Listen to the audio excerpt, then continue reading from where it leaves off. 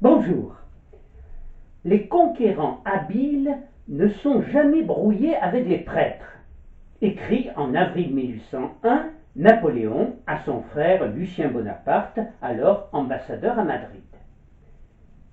Dans cet esprit, le premier consul signe avec le pape Pie VII, représenté à Paris par le cardinal Consalvi, le concordat du 15 juillet 1801, qui réglera les relations entre l'Église et l'État jusqu'à la loi de séparation de 1905. S'il se satisfait de la signature du concordat, Pie VII est contraint d'assister au sacre de Napoléon le 2 décembre 1804. En effet, génie de la propagande et de la mise en scène, Napoléon voulait impérativement une onction religieuse pour s'aligner sur les autres empereurs du moment. Foin de quelconque archevêque pour celle-ci. Il exigea rien moins qu'un sacre par le pape lui-même, comme Charlemagne un millénaire plus tôt. Pie VII se prêta à la mascarade dans l'espoir d'obtenir un arrangement sur certains points du concordat, mais en dépit de toutes les couleuvres avalées, il s'en retourna bredouille sans avoir rien obtenu.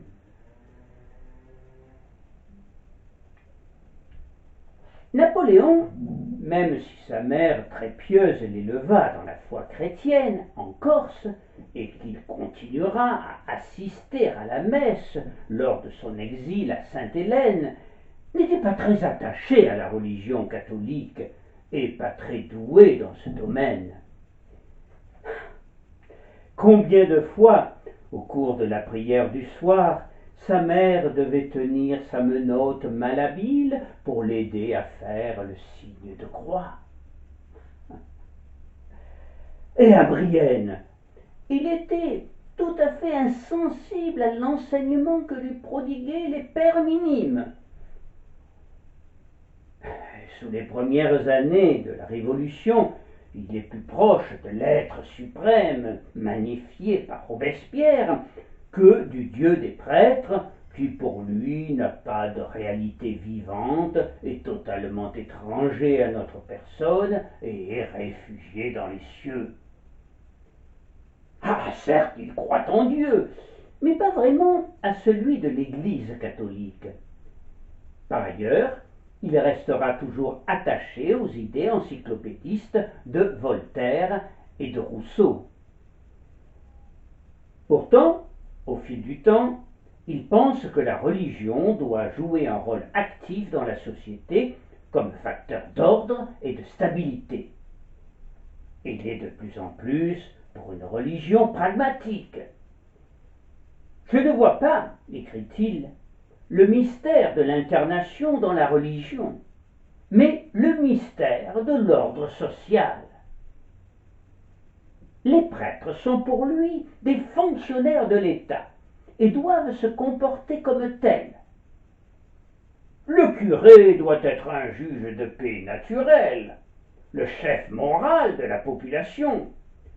Les prêtres, dans le véritable esprit de l'Évangile, doivent concourir à la tranquillité publique en prêchant les vraies missions de charité. En résumé, il voyait dans la religion catholique son utilité sociale et il la considérait comme un moyen de gouvernement. Napoléon entendait assujettir le clergé à son pouvoir, de même que son chef suprême, le pape, dont il entendait bien se servir. Ses relations avec Pie VII, après le sacre, se dégraderont rapidement jusqu'à l'occupation de Rome par la France en 1808, son excommunication en juin 1809, puis l'enlèvement du pape et son exil à Savone.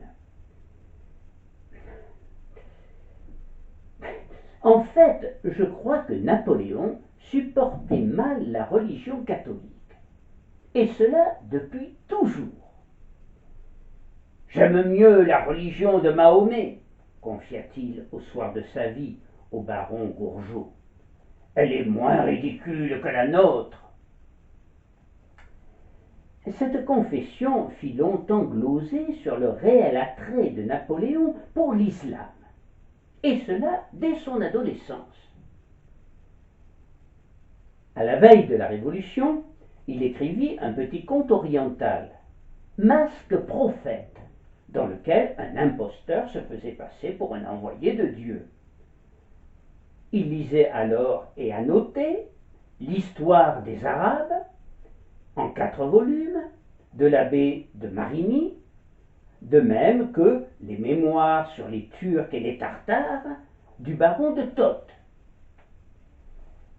Voyage en Syrie et en Égypte du comte Volney, célèbre philosophe et orientaliste, partisan d'une conquête de l'Égypte, qu'il rencontrera en 1792, puis quelques années plus tard, deviendra également son livre de chevet. L'Égypte, qui était alors une province ottomane, repliée sur elle-même et que gouvernaient des Mamelouks qui se faisaient la guerre entre eux. Le pays des pharaons n'avait plus rien de sa puissance d'antan et était prêt à tomber comme un fruit mûr. La perfide Albion n'attendait d'ailleurs que cela, et c'est pour éviter qu'elle n'occupe ce pays au passé prestigieux et détruise sa brillante civilisation que Napoléon, par ailleurs fasciné par l'islam, comme on l'a vu, décida de se lancer dans la conquête de ce pays fabuleux, en mai 1798. Son attrait pour l'islam deviendra si véhément au fil des semaines et des mois que l'on se pose encore aujourd'hui très sérieusement la question suivante. Napoléon fut-il mahométan? Ou eut-il l'intention de se faire mahométan lors de la campagne d'Égypte? Question subsidiaire, lorsqu'il partit à la conquête de l'Égypte, avait-il déjà l'intention de faire de ce pays, sous la férule de la France, une république islamique, la République islamique d'Égypte? Cela paraît aujourd'hui saugrenu. Et pourtant,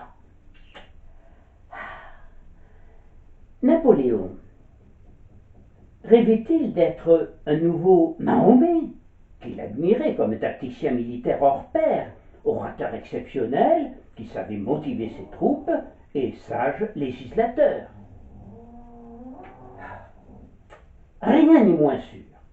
D'autant plus qu'il faisait sien le portrait de l'autre orientaliste traducteur du Coran en français en 1783, Claude-Étienne Savary, du prophète de l'islam. Un de ces hommes extraordinaires qui, nés avec des talents supérieurs, paraissent de loin en loin sur la scène du monde pour en changer la face et pour enchaîner les mortels à leur char. Or, n'est-ce pas ce que rêvait d'être le jeune général Bonaparte, conquérant et avide de gloire? Sans doute fut-il conforté dans ses ambitions lors de la fête anniversaire du prophète au Caire, le 6 Fructidor en 23 août 1798, qu'il présida et au cours de laquelle il fut acclamé par la population et appelé le grand sultan, ce qui le toucha beaucoup et lui ouvrit de nouveaux horizons. On le verra même alors s'affubler d'un costume turc, auquel ses collaborateurs le convaincront de renoncer. Il était si mal en turban et en robe orientale, si gauche et si gêné dans un accoutrement inusité, qu'il alla vite se déshabiller, racontera Bourrienne, qui parlera de mascarade. Reçu en grande pompe à la mosquée Al-Azhar, le grand sultan vint s'asseoir au milieu des oulémas, l'élite religieuse du Caire, qui chantonnaient des versets coraniques en l'honneur du prophète, tandis qu'à l'extérieur, les pirouettes des derviches soufis, à moitié nus, côtoyaient dans une ambiance surréaliste les soldats français défilant en tenue d'apparat. Très vite, les chants des musulmans se mêlèrent aux airs martiaux de la fanfare.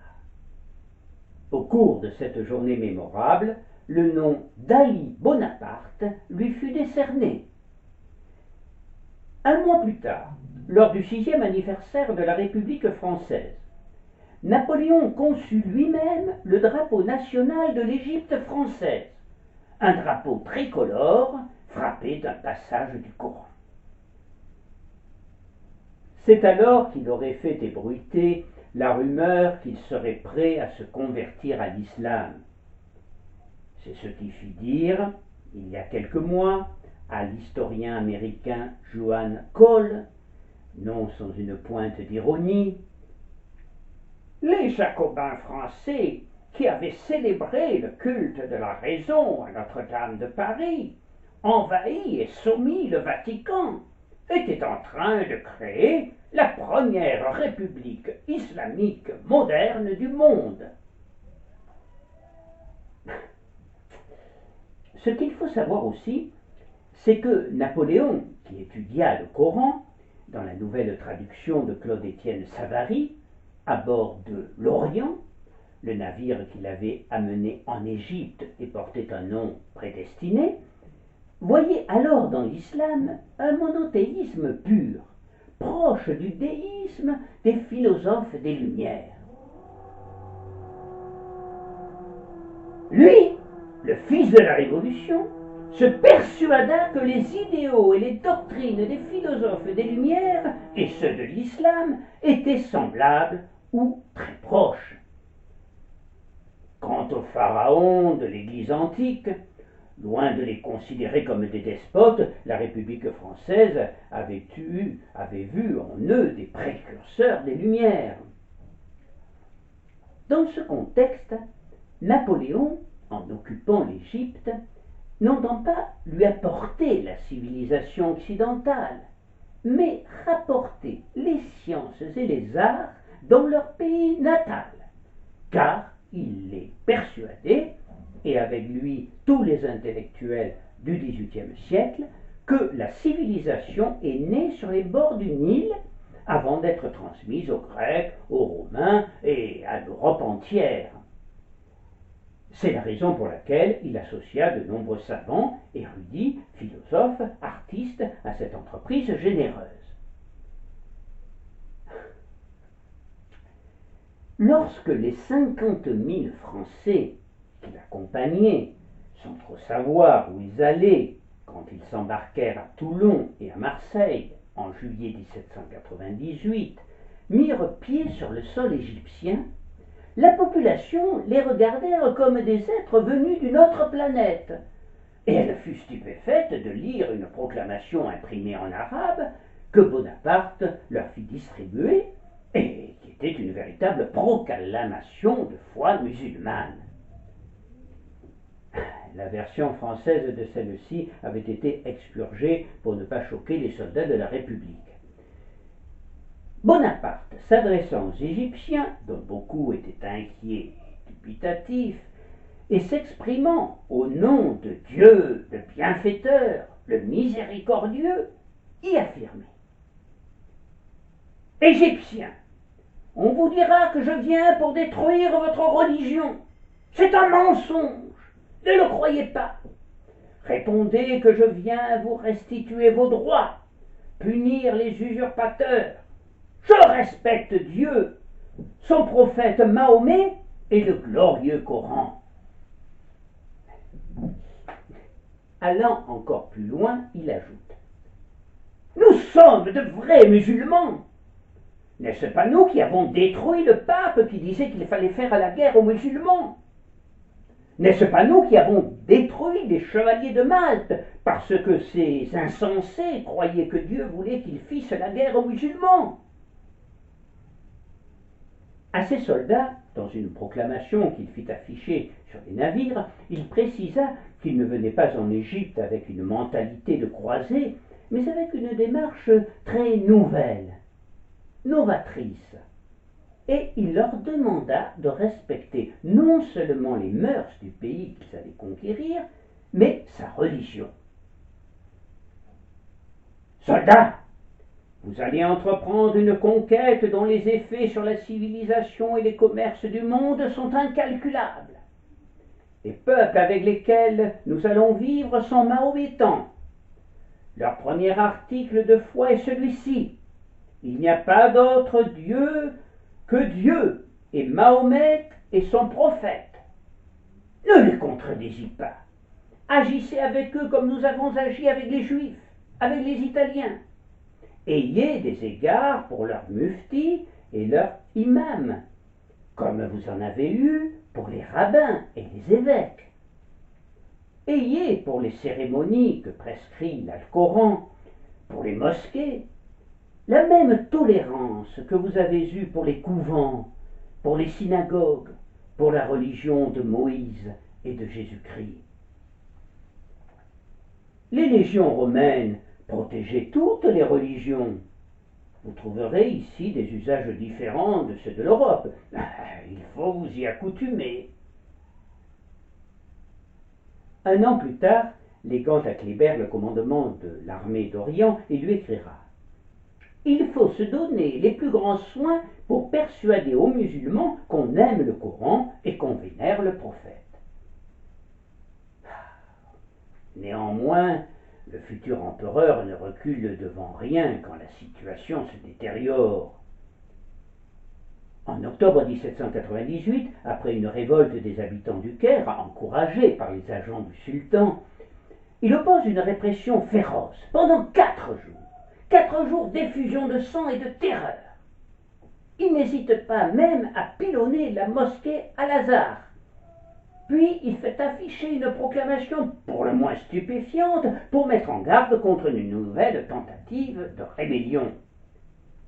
Aucun pouvoir humain ne peut rien contre moi. Mon arrivée de l'Occident sur les bords du Nil a été prédite dans plus d'un passage du Coran. Un jour, tout le monde en sera convaincu. Napoléon tenta ensuite une conquête en Palestine et en Syrie. Mais l'alliance des Mamelouks de la Haute-Égypte, des Ottomans et des Anglais mit fin à ses rêves un peu fous d'empire musulman républicain en Orient. Le 23 août, il quitta l'Égypte, qu'il laissa dans le chaos, pour revenir en France et préparer le coup d'État du 18 Brumaire.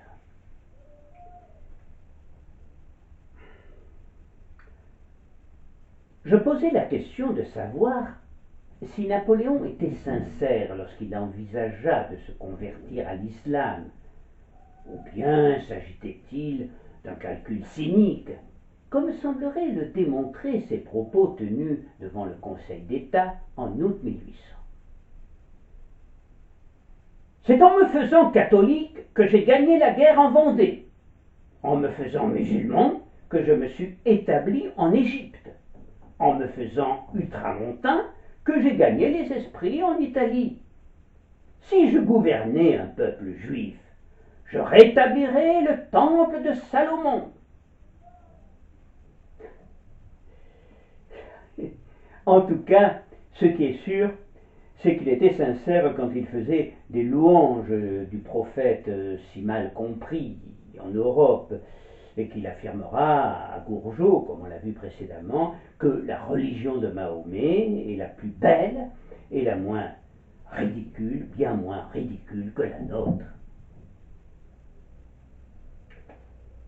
S'il n'a pas réussi à installer une république islamique en Égypte, s'il a été chassé par une coalition anglo-ottomane, en détruisant le système politique mamelouk, il ouvrit la voie à Mohamed Ali, le fondateur de l'Égypte moderne, qui fera d'ailleurs appel à la France quelques années plus tard pour l'aider à bâtir de nouvelles institutions, ce qui eut comme résultat l'implantation en Égypte de la France pour y diffuser sa langue et sa culture. Napoléon gardera un souvenir ému et rempli de nostalgie de son expérience de chef d'État au bord du Nil. L'appellation de grand sultan, et peut-être de tous les titres et les appellations qu'il porta, celle qui lui fit le plus grand plaisir. À madame de Rémusat, il confia un jour qu'en partant pour l'Égypte, il se voyait le créateur d'un nouvel islam. Je me voyais sur le chemin de l'Asie, parti sur un éléphant, le turban sur ma tête, et dans ma main un nouvel Alcoran que j'aurais composé à mon gré. Sa désillusion face à son échec cuisant n'en fut que plus amère. Mais il ne regretta rien, et à Sainte-Hélène, il donnera une vision embellie et théorisée de son rêve égyptien. Et il répétait alors très souvent: ce temps que j'ai passé en Égypte a été le plus beau de ma vie, car il en a été le plus idéal. Je vous remercie.